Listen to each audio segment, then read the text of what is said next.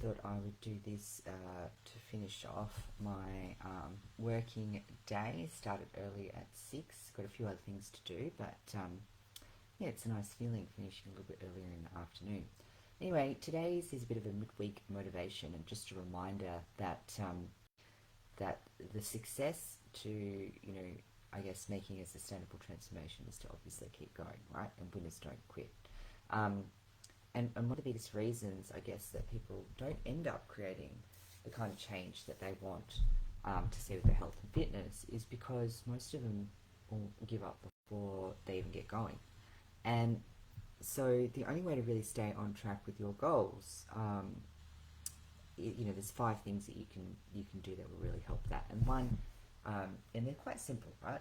The first one is to always keep inspired. So that could be as simple as like listening to podcasts, motivational YouTube videos, reading to learn something new, or journaling your progress, or do whatever it takes to be inspired.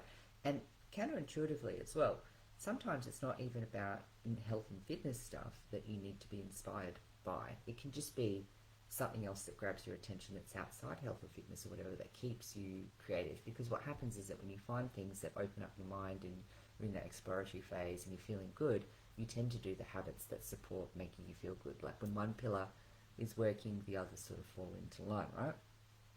The second one is to challenge yourself without pushing yourself. So a lot of people want results really quickly, and they're like, well, I can go really hard and that will, if I do more of it, if I go really hard, it'll get me quicker results. And it's like, well, not really. I mean, you can only make so much progress over time, right? And a lot of the times, where you're at is a result of things that you've done over many years, not even just many years, but probably many decades, right? So it's safe to assume that sometimes, sustaining change and embedding or progressing to the next level with health and fitness is going to take some time, right?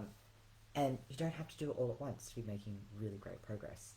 The other thing, number 3, oh, sorry, just bear with me. My computer is just gone a bit weird.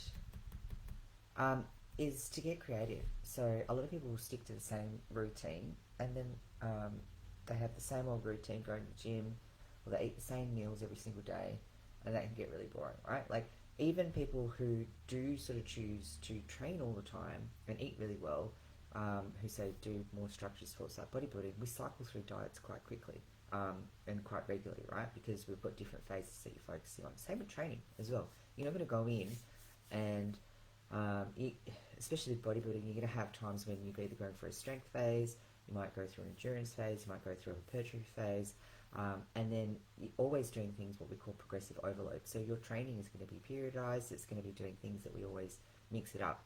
And it's hard to know what stage to do, and obviously with bodybuilding as well, you might do imbalance training to create a balanced physique. So for example, you might have your shoulders that need to come up, so you might train those 3 times a week, and then not train other body parts as often to prioritize that for a period of time. But you're not going to sustain training shoulders 3 times a week indefinitely.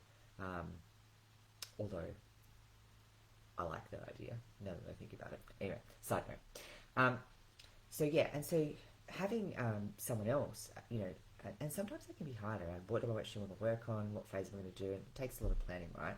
Which, when you're in the thick of it, sometimes you don't want to take that space. So the trick is maybe to actually outsource that. I mean, once you get the idea of what you need to do and what you enjoy doing, then getting someone else to help you to do that next piece makes it a lot easier, right? You can just focus on doing things that you're already doing.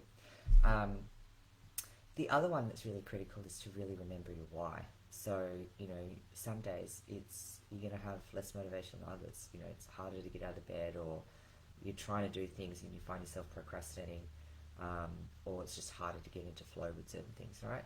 And so you really need to be really clear from the outgo around why you're doing this in the first place, and then have it in places where you're reminded. So either have an object that anchors that reminder to you, or have it like physically written down somewhere, or a photo, or something that reminds you constantly around what it is that you want to achieve and why. And then the 5th one, which is really critical that people don't think about as well, is really around the accountability piece. Like, having people on your team to help guide or support you to keep on track, and whether that's like a group of people that you actually go and train with. I mean, oh, I don't know if I can do it, but I'm going to say something positive about CrossFit, right? Like one of the good things around CrossFit that works so well is a sense of community. It's not just about exercise.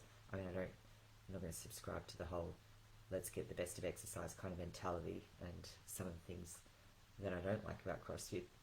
But the good thing about it is sense of community, right? It's about getting people to have like-minded people who are actually challenging themselves and working together and supporting each other, which is really cool, right?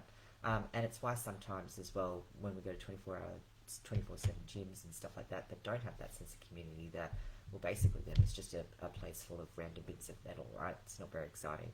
So, um, so have a think about, like, I guess, who's in your support team who you can work out with, and so you've got that sense of accountability and you've got people to challenge and have a bit of fun with, right? And then the other thing is as well, in terms of long-term success, you really need the right people in your team as well who are going to help support and guide you on that journey as well. I mean, you think about it, how many athletes or business leaders or anybody who's actually successful at anything in life have you heard of that either doesn't have a coach, a mentor, or several of those, to be honest, or some sort of team behind them? Like, nobody acts in isolation, right? So why do you think that, when it comes to your health and fitness goals, that it would be anything different? So anyway, that's your bit of your midweek motivation and the 5 tips to help keep you going and stay on track with your goals. And just a reminder as well that applications for the group coaching program are open at the moment, and you can just comment below if you'd like to know more. Cheers.